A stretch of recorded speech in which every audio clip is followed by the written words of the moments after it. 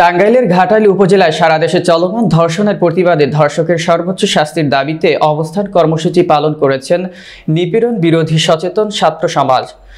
রবিবার সকাল 11টা থেকে দুপুর 1টা পর্যন্ত নিপীড়ন বিরোধী সচেতন ছাত্র সমাজ আয়োজিত এই কর্মসূচি পালন করে। এ সময় তারা ঘাটাইল উপজেলা পরিষদ শহীদ মিনার থেকে বিক্ষোভ মিছিল বের করে শহরের প্রধান প্রধান সড়ক প্রদক্ষিণ করতে পরে কেন্দ্রীয় শহীদ মিনারে মিলিত হয়। এ সময় উপস্থিত ছিলেন মোহাম্মদ রকিবুল ইসলাম, সাকিব, মোহাম্মদ অনিক হোসেন, মোহাম্মদ সাব্বির ইসলাম সিয়াম, মোহাম্মদ আতিকুল ইসলাম আতিক, মোহাম্মদ সোহাগ চৌধুরী, দেওয়ান সাইফুল ইসলাম, সুলতান ফিরোজ আহমেদ আসাদ, সুলতান খান সহ আরও অনেকেই।